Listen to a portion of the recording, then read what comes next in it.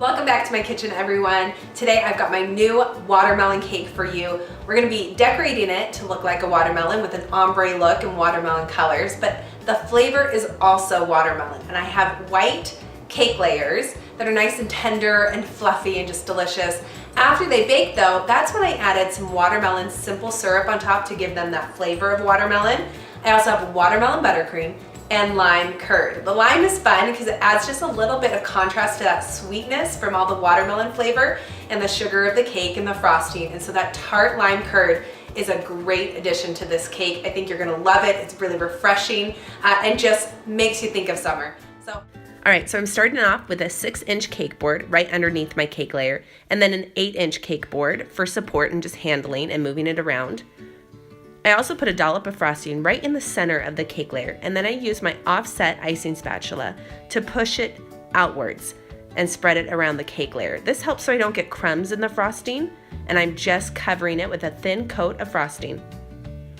My next step before I add the lime curd is to pipe just a small rim around the cake, just to act as a barrier so that my curd doesn't fall out.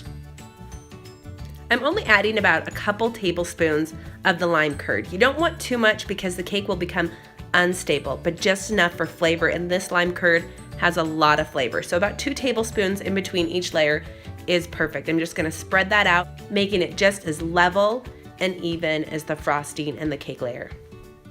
I'm actually gonna add one more small rim around the cake, just on top of the other one I already did, just to provide a little bit more support and balance to the cake and a little bit more protection around the lime curd. So I'm gonna follow these same steps for the next 2 layers as I fill in with more watermelon buttercream and more lime curd. With each layer, remember to get eye level with the cake just to ensure that it's nice and level.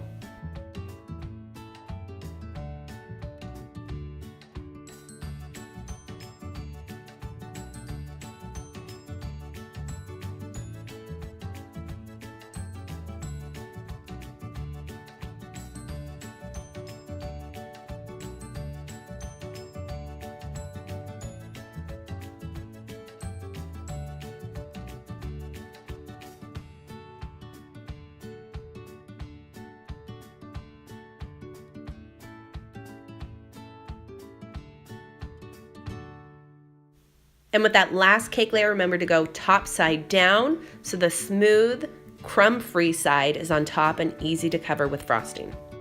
Now with my cake stacked, I'm ready for the crumb coat. And I have a lot of frosting still in my piping bag, so I'm just gonna go ahead and use that to apply frosting for the crumb coat. I'm holding the piping bag pretty close to the cake, just applying a thin coat around the entire cake, moving upwards. You can see that the cake is not completely even on every side. I'm actually going to fix that a little bit right now during the crumb coat, but remember the crumb coat is simply just a thin layer of frosting to cover the crumbs and lock them in so that when you go to apply the rest of your frosting, you don't get any of those crumbs in that beautiful coat of frosting. And now that I have frosting around the entire cake, I'm going to use my straight icing spatula to go ahead and smooth out those swirls I made, fill in any gaps, any places that were uneven, and just give myself a good foundation for my final coat of frosting.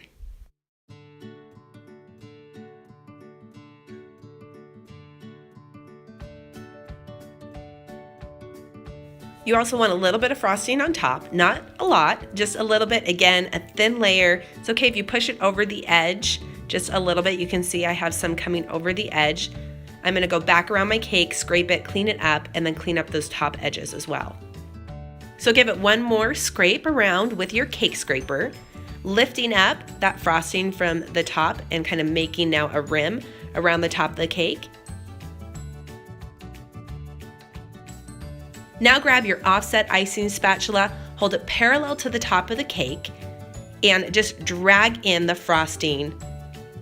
Just very gently pulling it in, scraping it away, and clean off that offset palette knife every time so that none of the extra frosting ruins the frosting on the cake.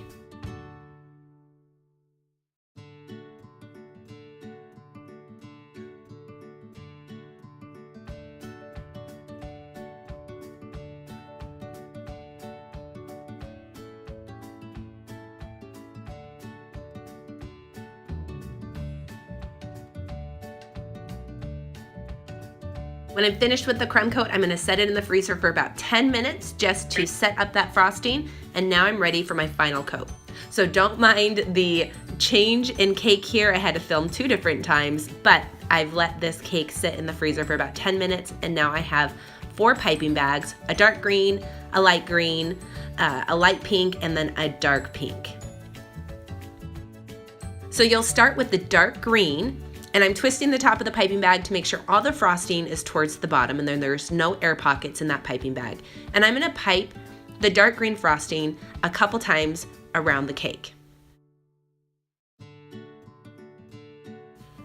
Next is the light green. I'm just gonna pipe this one time around the cake, right on top of the dark green. And then also 1 small line of the light pink, so we can transition from that dark green into our bright pink watermelon color. For the rest of the cake, I'm just gonna pipe that darker pink all the way around, all the way to the top, and covering the top of the cake.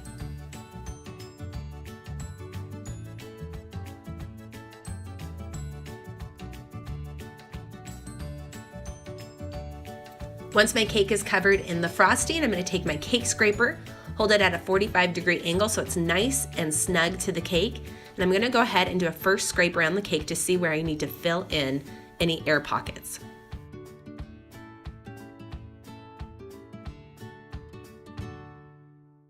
I'm gonna go ahead and take the cake scraper and go around the cake one more time to even out the best I can before I add in more frosting. And I always clean off my cake scraper in between each scrape. So you can see now I'm taking some extra frosting and filling in any open spaces that aren't as even as the rest of the cake.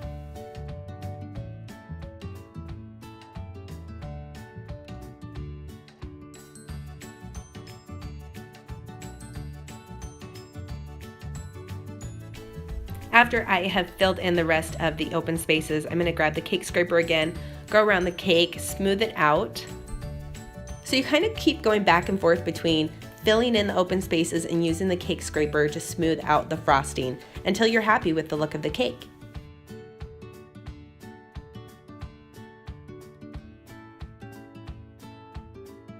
And with that rim of frosting around the top, you're gonna take the offset icing spatula again and drag in the frosting. You're holding the scraper parallel to the cake, really close, and just pulling in the frosting that's created that rim around the top.